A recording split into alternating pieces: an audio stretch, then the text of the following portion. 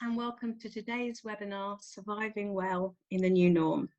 So I'm Beth Wood and I'm one of the directors of Mind Fitness, and Mind Fitness work in organisations throughout the UK and also with individuals in public sessions and public events.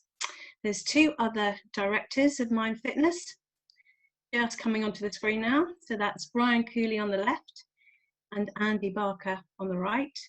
So Andy heads up the mental health side of our operation, and I head up the cognitive training, and Bri heads up the business skills.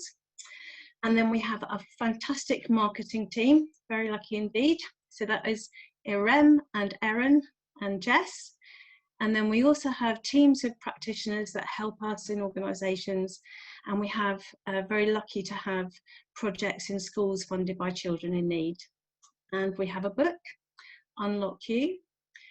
So that was published by Pearson last year, and we're very lucky in that it's been nominated for the British Business Book of the Year this year, and actually this month, August, it's WH Smith's Business Book of the Month, so that's fantastic.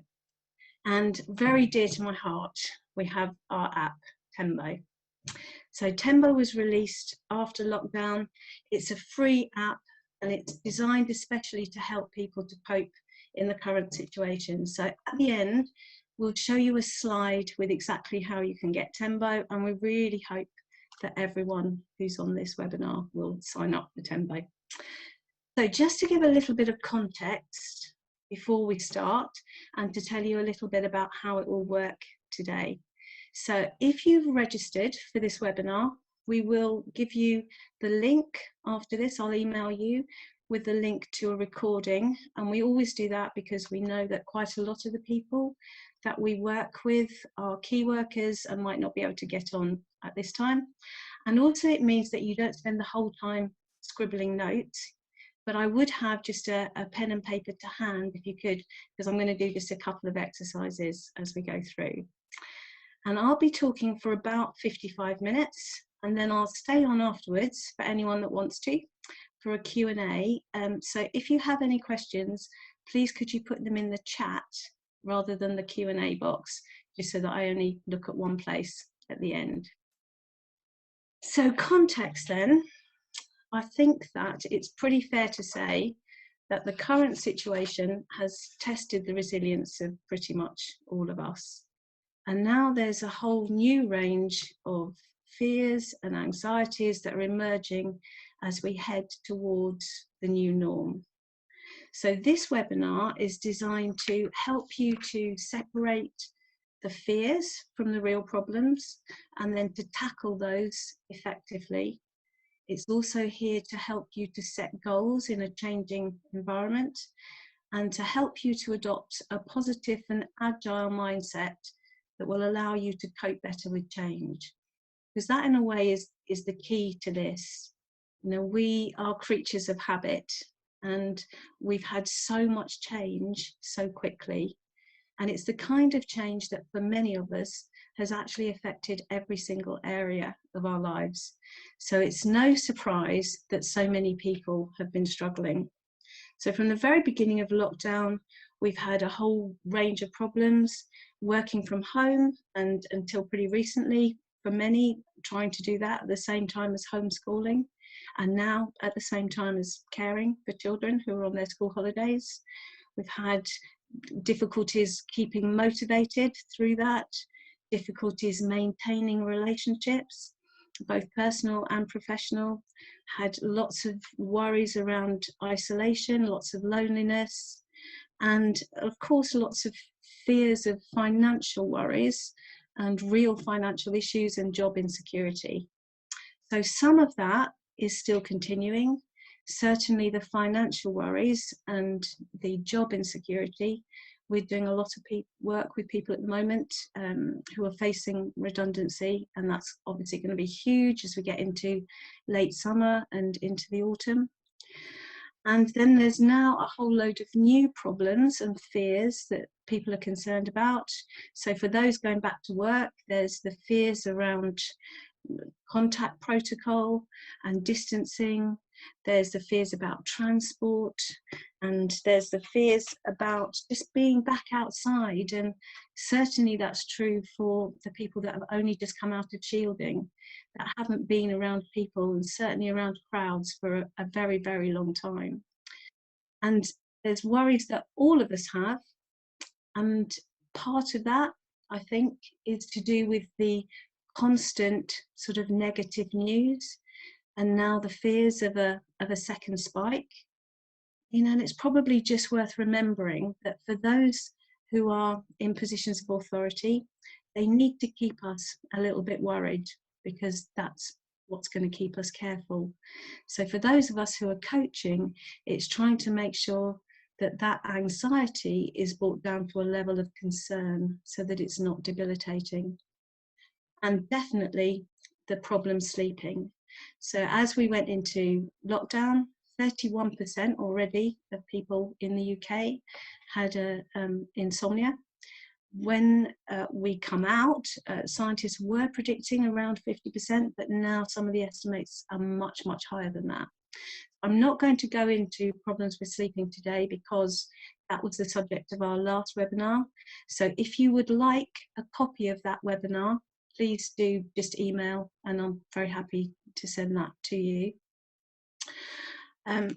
So thinking next then about the idea of the fears and the worries.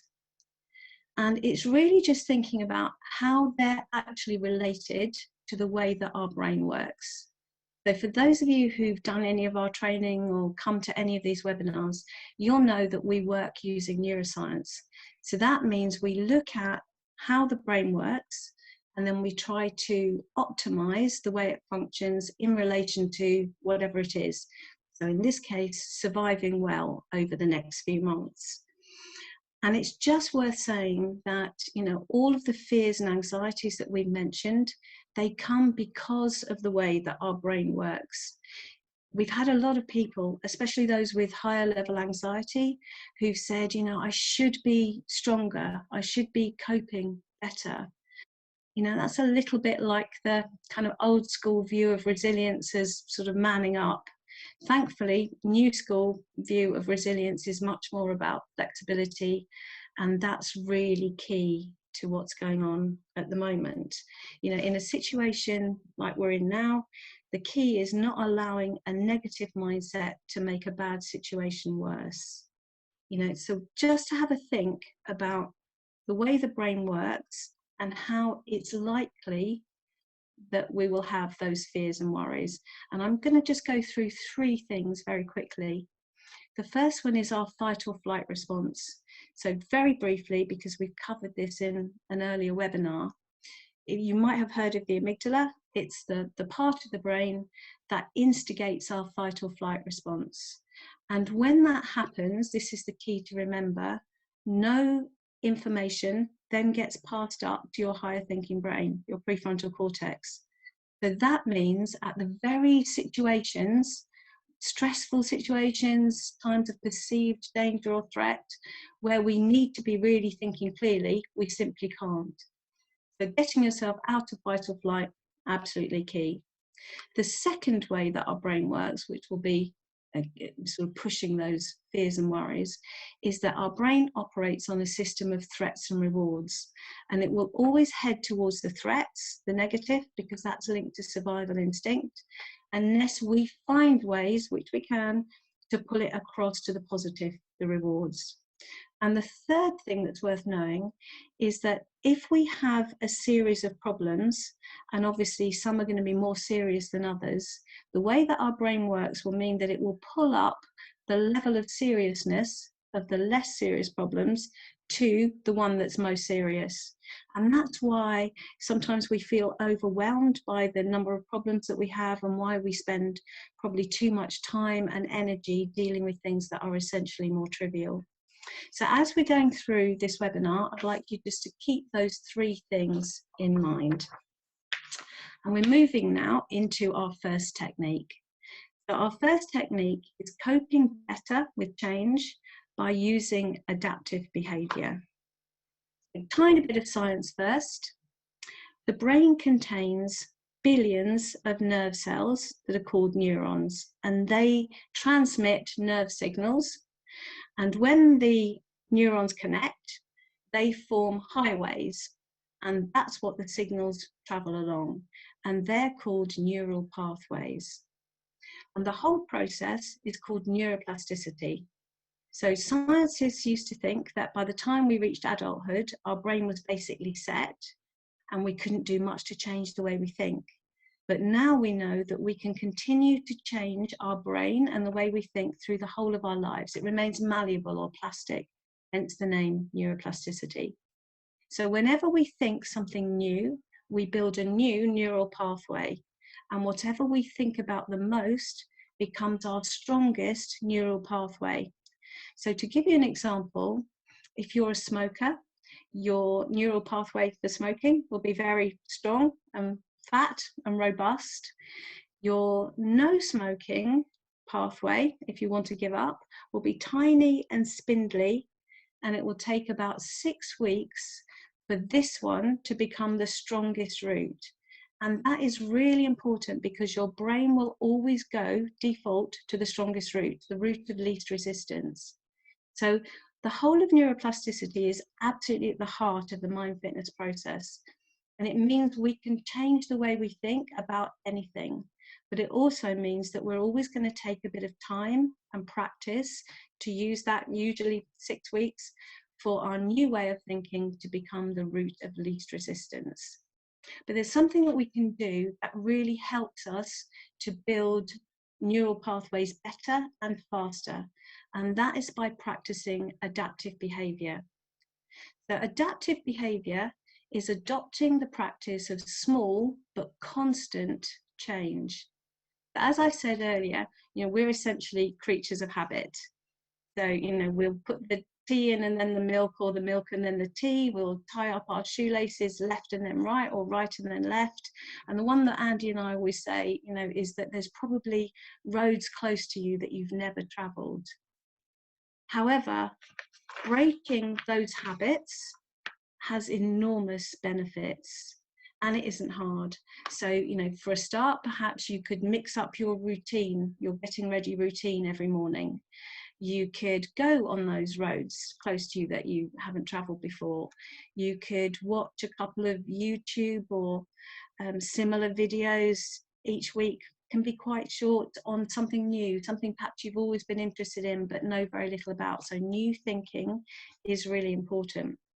So when we practice adaptive behavior, our brain gets better and faster at building new neural pathways. It means we're better at taking on board new learning. So actually it's absolutely essential skill for young people to learn. And as well as building new neural pathways, we get better at integrating them into our existing neural connections. So that means when the new situation comes along, we're better at integrating it or meshing it into our existing belief system. We'll concentrate on what we know about the new situation, but also mesh it in to what we already knew before. And that's absolutely key to resilience, because what happens generally when a new situation comes along and we go into fight or flight or panic, we become very worried and obsessed about the new, and we forget what we already know about the situation. So it's really key. Adaptive behavior is absolutely brilliant. To give an example, Andy and I, as I said, we've been working with several different groups who are under threat of redundancy or have already faced redundancy at the moment. And we found that adopting a practice of adaptive behavior alongside reframing, which we'll look at later, has really helped them to take on board the changes that are necessary, and in many cases to actually see opportunities that they hadn't realized were open to them. So that was technique 1. On to technique 2, which is adopting a positive, agile mindset by separating the real issues from the fears and then tackling the real problems effectively. I'm actually going to look at that in 3 chunks. The first one is getting yourself into the best possible place. The second one will be looking rationally at the real issues. And the third one, responding to them in the most effective way. So starting then to get yourself into the best possible place, both mentally and emotionally, so that you can take on that new thinking, new learning. And within the Mind Fitness organization, what we use to do that is mindfulness. So I'm just going to talk a tiny bit about how our process works for those of you who haven't done any of our training. So Mind Fitness fuses or blends CBT, cognitive behavioral therapy, and mindfulness. And cognitive behavioral therapy, if you're not familiar with it, gets you to challenge your unhelpful or negative beliefs. It's absolutely brilliant. But of course, we've often held those beliefs for a very long time and we'll instinctively defend them. Whereas mindfulness, because it teaches us to be reflective rather than reflexive, it will buy us that space to make the bigger changes. In other words, it will take us to the best possible place that we can be in to learn. So there's three things that we're going to think about now, which are really positive effects of mindfulness in terms of getting us to that best possible place. The first one is that it will take us out of fight or flight. So fight or flight we've already talked about. It's really important, as we said, that we get our brains back to a point where we can think clearly, and mindfulness can do that. It's really key that you can recognize the signs, your signs of fight or flight, because it can vary quite substantially from person to person. So mine always feel like a sort of belt around the stomach, but for other people, it can feel like a tightening of the chest or a pulsing at the temples or a dry mouth. So recognizing your signs of fight or flight is really key. And then as quickly as you can, doing a mindfulness exercise. I'm not going to talk hugely about mindfulness today because we've talked about the kind of theory and ethos in earlier webinars. Please do ask for recordings if you'd like that. But just to say that on Use Tembo, there is a whole range of meditation and mindfulness exercises that you can choose from. And I would thoroughly recommend you experiment and see which one suits you the best. So in terms of very quick definition, mindfulness is bringing our attention to the present moment in order to experience life more clearly and more fully. And in terms of the benefits, as well as reducing anxiety and stress, there's also the benefits of increasing motivation and engagement, concentration, focus, and just generally better physical and mental health. So as the challenges hit, listen to your body. If you can feel those stress signs starting, then that is the time to do the exercise, because that is the time where you need to be thinking your best think. So I'm just going to do a very quick mindfulness exercise with you today. And this one is called Circles of Attention. You use your breath to allow you to listen and to experience the different circles of attention. So just starting by getting yourself comfortable. So maybe feet flat on the floor if you possibly can, arms to wherever you're comfortable with them. And in your own time, just closing your eyes. Just have a moment to notice any parts of your body that are in connection with the chair, the floor, or other parts of your body, because any of your senses will bring you to the present moment. And now I'd like you just to spend about half a minute listening only to the sounds that are coming from inside your own body.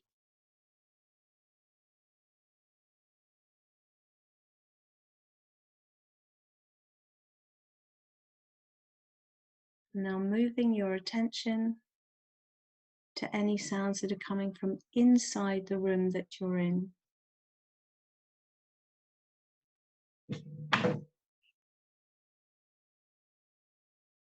Taking your attention to any sounds that are coming from outside of the room.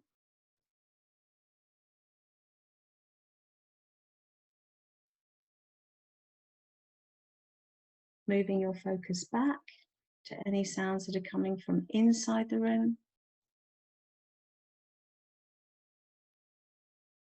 And finally, back to any sounds that are coming from inside your own body. And in your own time, just open your eyes and bring yourself back to the present moment. So that is one of the exercises you can find on Tempo. That's called Circles of Attention. But as I said, there's a huge range to try from, choose. I would say there's two other really key benefits of mindfulness in terms of getting you to the right place to learn well and to change your thinking. The first one is making sure that you use it to press the clear button. It's so easy to take the stress from one part of your life into the next, or one job or task into the next one. It just bleeds through if you're not careful. We mentioned in one of the earlier webinars that if a gazelle is chased in the savannah by a predator, the second it manages to escape, its cortisol level, our stress hormone, goes literally straight back down, nanosecond. It's back to grazing as if it never happened. That doesn't sadly happen with humans. Our cortisol level goes up with a stressful situation, another one comes and it goes up a little bit more, goes up a little bit more until we get into serious situation. So finding the times that are best for you, most important for you to press that clear button by doing just a 1 or 2 minute mindfulness exercise is absolutely key. And the third reason, very important, is to use mindfulness to quieten the noise that we have in our minds. So science tells us that we have 60,000 thoughts a day. Actually, quite a few scientists are now taking it up to 80. And only 5% of those are spent on the task in hand. And the rest of our thoughts are regarded as noise. And that's the clutter that invades our brain and leads us down paths that we hadn't planned and aren't in control of. So there's lots of different kinds of noise. I'm going to mention just two of them that are relevant to what we're doing today. So past noise is where we keep replaying past situations, even though we can't change it, and future noise. And this is really the key one for today.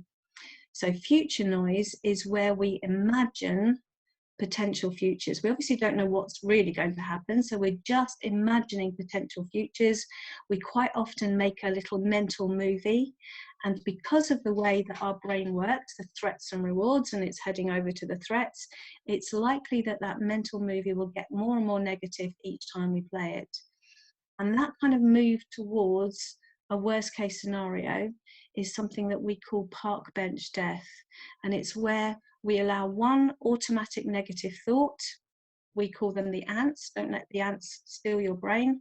One automatic negative thought leads to the next, leads to the next, leads to the next. And then before you know it, you've gone down that spiral and it's really hard to get back up. And why it's called park bench death, it's the idea that I might lose my job, and that means I will lose my house, and then my family will walk out from me. I'm going to end up alone on a park bench where I will eventually die. And although it sounds really extreme, it's so common for us to go down that worst case scenario. So using mindfulness to quieten that noise that we have in our minds is absolutely key. And it allows you then to focus on the task in hand, which at this point is solving the problems that really need solving. So on to the second section, which is looking rationally at the real issues. So as we've said, our brain will always pull the lesser issues up to the level of the most serious one. So how do we know then what the real issues that we should be focusing on are? How do we separate them? So first, we have to recognize what is and what isn't within our control. And then we can give our time and our energy to what is within our control. If something isn't within our control, we have to accept it. We might not approve of it, but we have to accept it. And the second thing is to make sure that we're not burying our heads in the sand, because that is the breeding ground of ants. So then we're on to the idea of separating the issues and focusing on the ones that really need our attention. Actually, all of the techniques that we're using today will be helping you to do that. I'm going to give you just a sort of one quick exercise now. So at the end of this webinar, I'd like you to write each of your problems or issues that you're facing at the moment on a separate piece of paper, and then just move them around on the table so that you have what you think at the moment, at least, are the most pressing, serious issues at the top, perhaps one or two, leading down to the less serious ones on the bottom. And then you're going to ask yourself 3 questions for each of those issues, and you're going to come up with a score of 1 to 10 for each of these 3 things that you can see now on the screen. So the first one is, how pressing is it? We call these the 3 Ps. So how pressing is it? In fact, how urgent? Often we will convince ourselves that things are much more urgent than they really are. The second one is, how pervasive is it? So that much, how is it affecting or bleeding into all the other areas of our life? Or perhaps it isn't. And the third one is, how permanent is it? So once you've gone through each of those pieces of paper, asking these 3 questions and giving yourself a score for each, have a look at what you've written, and then you might need to rearrange those pieces of paper. It's very likely. So I would then say to make sure you know what are the key 3 issues that you're going to start with, and we would thoroughly recommend taking the others away and put them somewhere safe, bring them back once you've really started at least to properly tackle the main 3. 3 problems is quite enough to be working on at any given time. And it's worth just talking for a minute about how important the how permanent is it, that question. So our state of well-being doesn't depend so much on where we are, but on the direction in which we're headed. That's how our brain works. So a lot of people have been asking during COVID, especially people with very high level anxiety, will it end? And all we can say is, looking at it historically, giving the examples, yes, it will end. Even the Black Death and the plague ended. It will take some time, but it will end. And it doesn't matter how long it takes, as long as we know that something will end. If we believe that something will end, then we are headed towards a future where it no longer exists. In other words, we're headed in the right direction, and that is absolutely key. So within cognitive coaching and CBT, cognitive behavioral therapy, a therapist will sometimes say, if you're given something that someone's worried about, say a conflict situation, the coach will ask, how much do you think you'll be thinking about this in 1 year's time, or perhaps 2? And often, not always, but often, the answer is not at all. In terms of mindfulness, there's some brilliant visualization exercises called future mapping, or sometimes future authoring, where you're visualizing a future after that problem has ended. Have a look for them on Tembo. So both of those are very important. So always make sure that you really think about the how permanent is it question. So now you've got your issues that you've rationally looked at, separated, and you've decided they're the ones that really need working on. We're now going to think about how we will respond to them in the most effective way. And responding is a really key word in Mind Fitness. So our premise, which you might have seen in other of our webinars, is that our stress and disturbance does not come from the situation or event, but from our response to the situation. So just read that through, especially if you've not done one of these before. Our stress and disturbance doesn't come from the situation, it comes from the way that we respond to the situation. In other words, we can choose how we respond, which is absolutely brilliant, completely empowering. And we can tell that this is true if we look at something called the 100-person rule. So if we have 100 people in a room who've just been divorced, or, at the moment, as I said, Andy and I have been working with people that are being made redundant, no 2 people in that room are going to be having the same response to the same situation. You'll have everything from the worst case scenario, the park bench death, philosophy, ethos, belief, through to people that are so excited because the redundancy money is going to give them the chance to set up a new organisation, something that they really believe in. And whilst, you know, we might think that that will depend on circumstances, it has a small place its part, but it's much more about mindset. And we've seen, you know, so many occasions where people will start with a very negative mindset and then will actually take themselves through the change to a place where they're in a really good, strong position for the future. Yeah, actually, there's a couple, I think, of people that we've worked with on this webinar now who have gone through that and have now set up their own companies, new companies and new relationships, which is absolutely brilliant. So we can think now also about how we can reframe, how we can respond better to the difficult situations. And one technique which I've mentioned before, so I'm just going to briefly whiz through, is the idea of changing, swapping out our demands to our preferences. So we all place a huge amount of demands upon ourselves and other people. Lots of stress comes from that, and we can change it. So the language of demands would be must, have to, should, whereas the language of preference might be I would prefer that ... but ... So to give a sort of current example, I've heard quite a lot of people say, I must have a holiday abroad this year, you know, and that would change to, I would prefer to have a holiday abroad this year, but I accept that there's difficult circumstances and thank goodness that there's some brilliant places to go in the UK. And what's really important to remember is it isn't about pretending that things are better than they are, and actually it isn't either about complacency. So to give you an example, as well as Mind Fitness, I run a company called Prospero, a theatre company, and I've worked for lots of other directed for lots of other theatre companies in the past.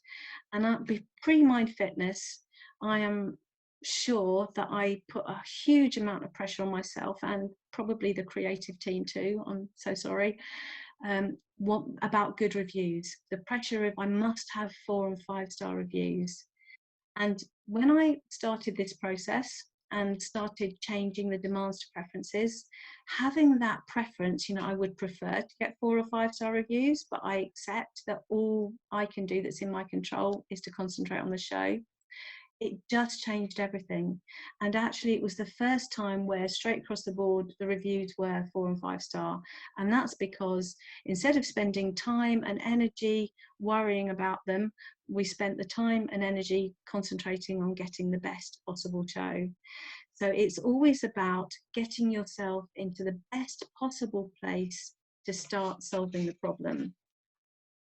And there's one other way that you can do that, to really think about the way that you respond and how we can change that. And that's by not discounting the positives. So, you know, we all have a tendency to discount the positives and to magnify the negatives. And actually research shows that we do it far, far more when it's a difficult situation, a stressful situation. So it's fundamentally about reducing some of the most common types of cognitive bias that are most relevant to what's happening now. So just to talk about cognitive bias for a minute, we all have ways of thinking that seem to us right and normal, but are in fact based on false logic. And that's because our brain works much like a computer. You ask it to come up with an answer to anything, lots of things, and it can go through the information that's stored and it selects what it thinks you require. But for 2 reasons, there will be negative bias. The first one is the threats and rewards that we've already talked about. And the second one is that it will attach more importance to any experiences that have an intense emotion attached to them. And in this country and in most of the Western world, we sadly have more intense negative experiences than we do positive. So for both of those reasons, it is likely to have a negative bias. So cognitive bias or cognitive distortion, sometimes called, or thinking errors, it's not to do with your personal way of thinking having errors in it, it's just the way the brain works. But we can become aware of these and we can combat them to a very large extent. So I'm going to talk through 5 really key ones, and then I'm going to give you a technique to look at that you can use for diminishing them. So the first one that's really key is mental filters, and that's sometimes called selective thinking. And it really is about discounting the positive, magnifying the negative, and it absolutely leads to that glass half empty mindset. So to give an example, perhaps you do a presentation, 95% of the people thought it was wonderful, 5% of the people didn't, and you focus, we all do it, on the 5% who didn't like it. So that is mental filters, and we're seeing that a lot at the moment. The second one is all or nothing thinking, sometimes called black or white thinking. And the most common example that gets used for that one is the one sort of relating to a diet, which is, I've had the biscuit, so it's all ruined, I might as well have the cake. And for anyone who sort of indulges or allows that all or nothing thinking, it can go through everything, even our moral thinking, where there's no greys, it's very much sort of black or white. A common example at the moment is people seeing the whole of their world as being threatening or dangerous. And it needs particular attention if it's related to your self-image. So, what it's coming to at the moment is there's an awful lot of people that are thinking and saying that they're a failure, because they're discounting the positives that are going alongside that, not looking at the evidence. The third one is called emotional reasoning, and this is the one that fascinates me the most. So basically, because of the way that our brain works, when we feel something strongly, then we will believe that it's true. So that is much more likely to be the case as well if it's an unhelpful, negative emotion that we're feeling. And that is happening all the time at the moment because obviously emotions are running very high.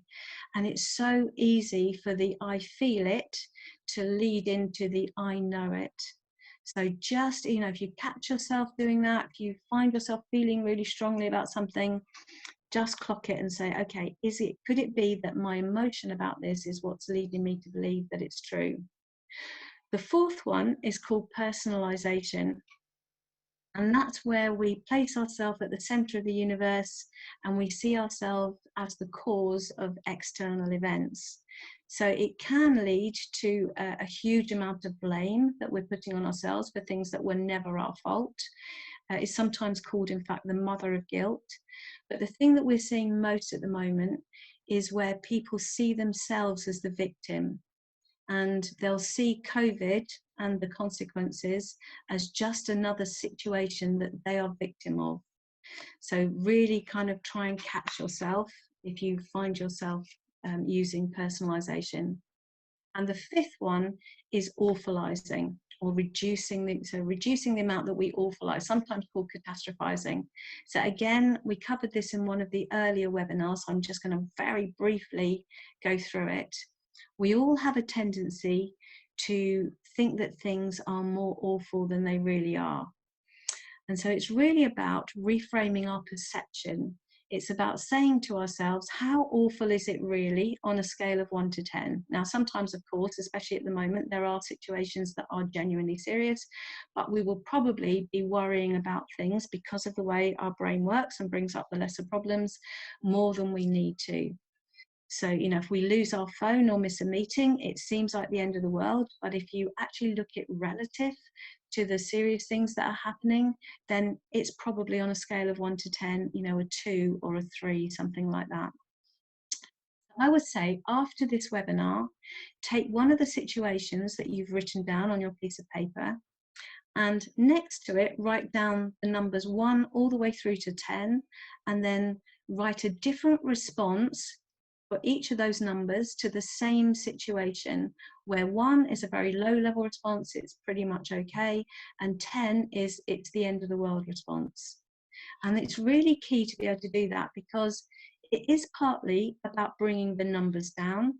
In Mind Fitness, we always say, don't sweat the small stuff.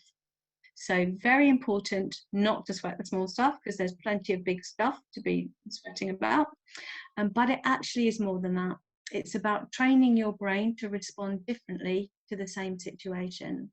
Because once you've done that, you will know that you will always be in control of the way that you respond to any situation. And that is absolutely key, because research shows that our state of well-being and our resilience and our confidence depends hugely on whether we think we are able or not to deal or cope in a crisis. So it's a really key skill to have. So thinking then about how we will battle down these negative biases, and there's really 4 kind of stages to the process. So as you can see, these are awareness, labeling, monitoring, and reframing. So I'm just going to go through them briefly. So awareness, even now, you've started that process. You understand now that just because you think something feels right doesn't mean to say it's necessarily logical or true. And that's okay, because, you know, just because we think something doesn't mean to say we have to believe it, let alone act upon it.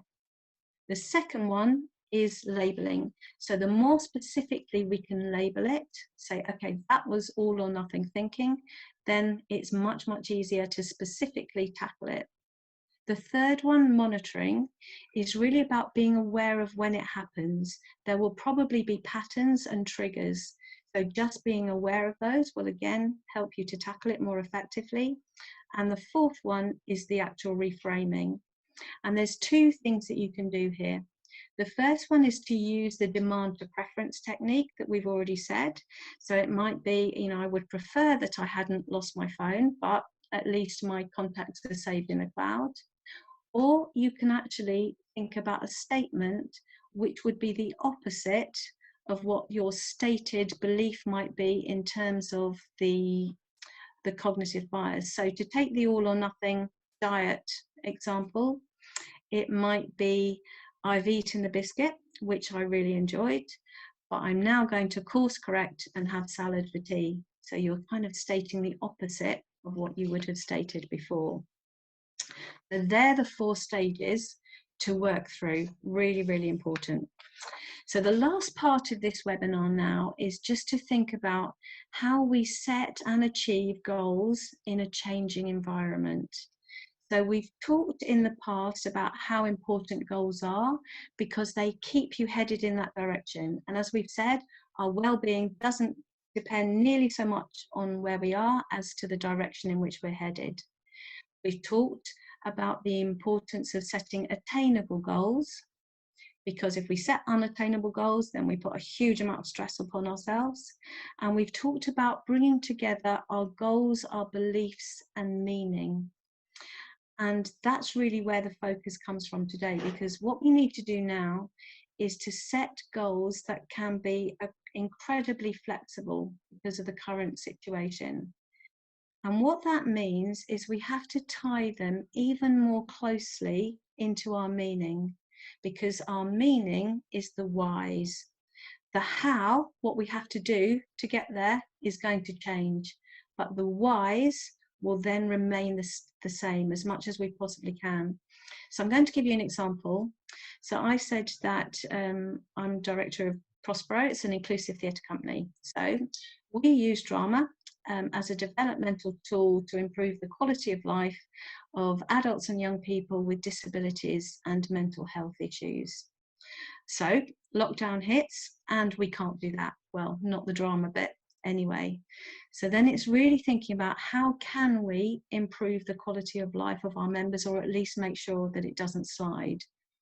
So we wanted the members to feel connected and creative and purposeful. So we put other things in place that we could do. We've been having Zoom rehearsals and online art, mandala sessions, and we've been having online storytellings using the stories that have been written by our members. We've been doing one-to-one coaching. We've had joint Zoom calls with another inclusive group, so that our members could continue to meet new people in the only way that's possible. And very recently, we've had socially distanced sandwiches on the green. So it's keeping the whys the same and just changing the hows. To give you another example, a very, very close friend of mine left teaching last year after 30 years of teaching, and we were thinking about what she would do next. And her meaning, her whys, came from being with her pupils, being with the children. And she said, particularly seeing those aha moments where they suddenly understand something, and you know that you've really made a difference in terms of them achieving their potential. So she's now the managing director of a tutoring agency that uses mindfulness to deliver the best possible learning and therefore results. So I'm going to very quickly show you a little exercise that I use when I'm coaching people. This is called Sunrise Goals. And as you can see on the slide, what you do is you start by drawing the horizon line sort of underneath where it says meaning there. And then your half circle is the sunrise.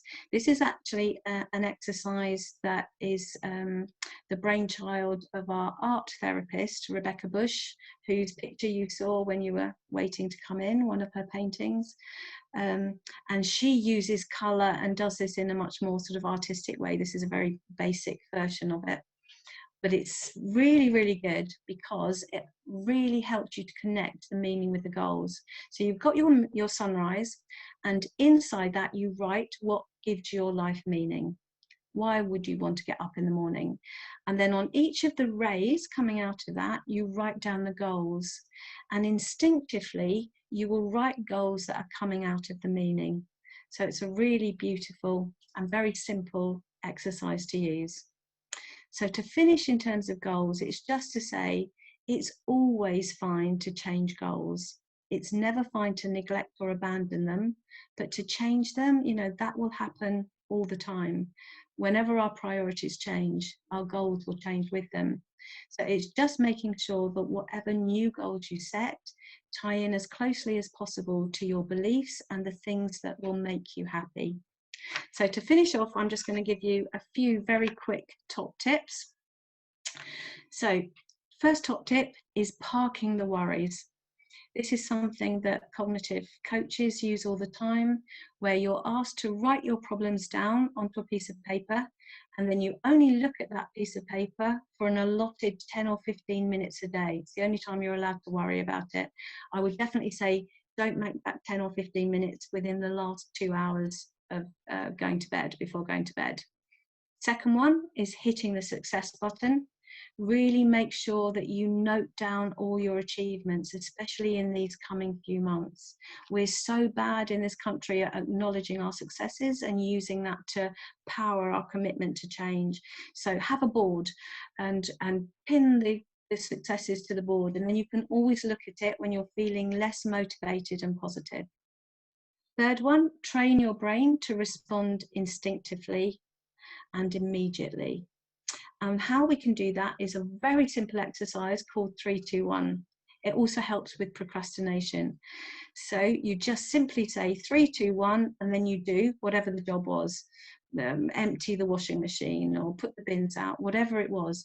Of course, it only works if you actually do it every time, but it trains your brain to work immediately, and eventually that will become a habit and even an ethos. The next one is to write a to-do list before you go to bed each night for the next day, and leave it somewhere where you'll see it, perhaps on the table, when you first get up in the morning.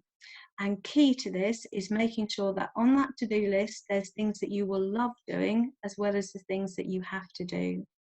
And when you write that to-do list the night before, take one of the tasks and write a positive affirmation for any one of the tasks that's on your list.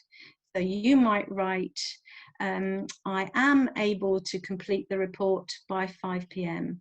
And then when you get up in the morning, just read over that affirmation, say it through to yourself for a minute before you tackle the list. It's really effective. And my last top tip, as always, is gratitude.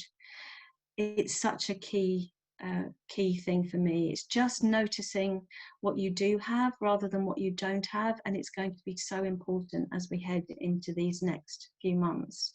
So mindfulness practitioners keep a gratitude journal and write down things that they're grateful for in the morning, and then things that they're grateful for that day in the evening. And as the slide says, it really is the #1 ant repellent, because in terms of the science, you can't feel gratitude and think a negative thought at the same time. So it's really brilliant for dispelling the negative. So in conclusion then, as the slide that's coming up next says, the untamed human mind is sometimes likened to a drunken monkey that's been bitten by a scorpion. So the monkey will leap from tree to tree in a mad, frantic, chaotic bid to get rid of its pain. And there's a lot of leaping going on at the moment. And I suppose I want to say it because it's important that the wandering of the human mind, when our mind wanders, is not harmless. And in difficult or stressful situations, that wandering can have a real and lasting damaging effect. But it's absolutely possible to train the human mind and to some extent to tame it. So surviving well through the next months is definitely going to take courage. And it's going to take persistence as we train our mind and we make those changes and we take the effort that it will take to bed them in. It's going to take the ability to accept the things that we can't change and can't control. And it's going to take compassion. So let's all build as many good, strong neural pathways as possible and do all that we can to support each other through the change. So that's the end of the webinar. Thank you so much for coming. I'm going to put the slides up. There's our thank you slide.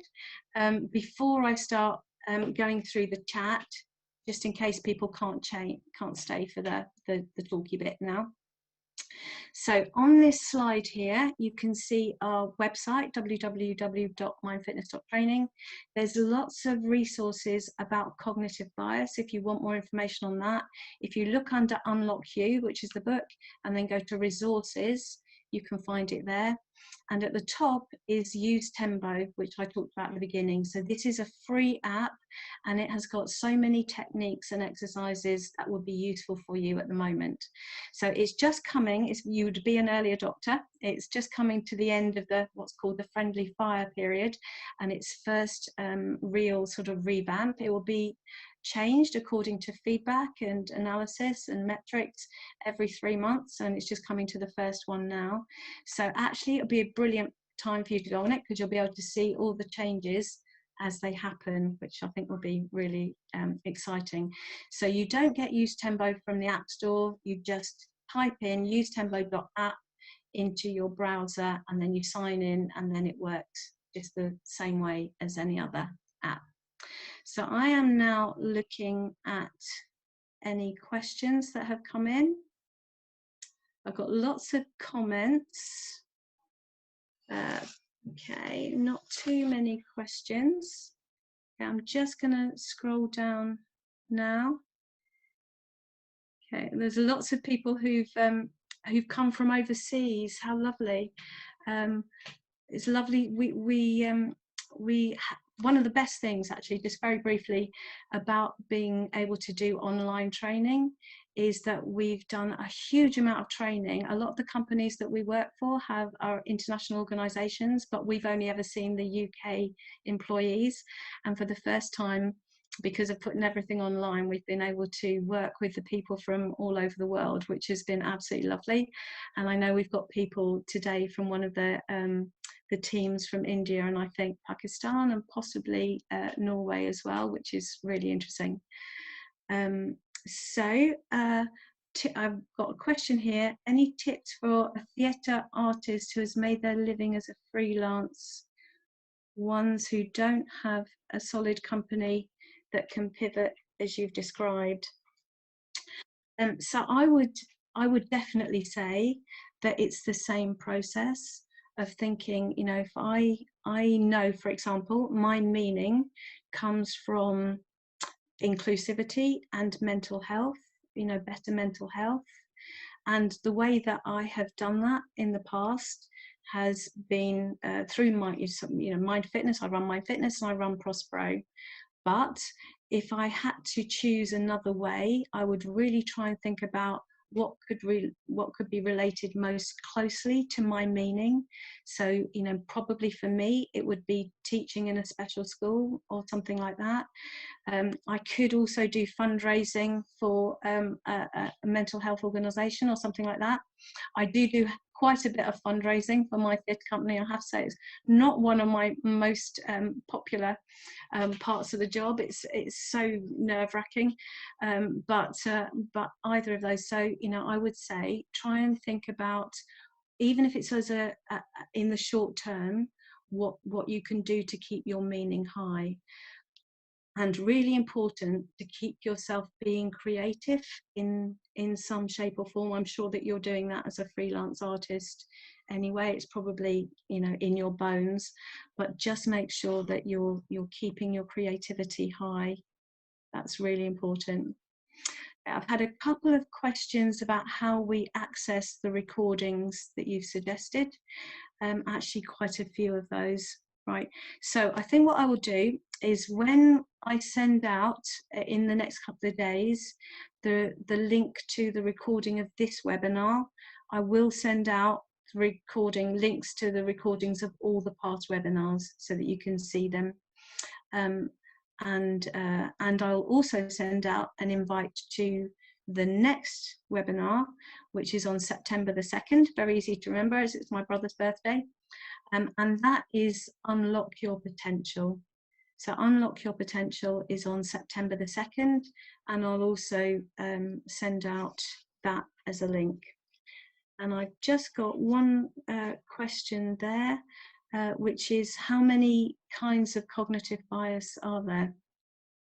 So if you go onto the website, I think we list possibly 15 or 16. We go through some of them in the book, Unlock You, as well. And on Tembo, there's links to many of them. If you work for an organisation, we have a 2-hour online session, which is called Manage Your Mindset. And a big part of that is how you look at cognitive bias. So the awareness is key, because a huge amount of our cognitive bias is unconscious. So the very first stage of that is getting it up and over the line through awareness. And I think in the Manage Your Mindset training, we probably go into about 12 of the most common forms of cognitive bias. But yes, have a look on the website, and pretty nearly all of them are listed. There are different names for most of them. Like, you know, the all or nothing thinking being black or white thinking. So you might sometimes have heard of them under a different name, or awfulizing and catastrophizing, but you'll certainly find most of them there. So I think that's all of the questions. I've got a lovely things here saying I would agree with working in special schools for a freelance actor.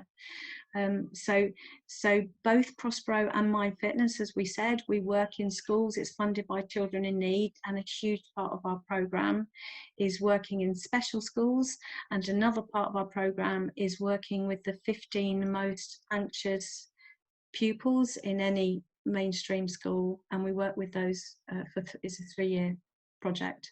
So, and that's again very, very dear to my heart. So yeah, thank you for the person that said that. So I think I've gone through all of the questions, and we're just coming up to the 1 hour. So thank you so much for joining me today. I absolutely love giving these webinars, and look forward to seeing you on September the 2nd. Thank you.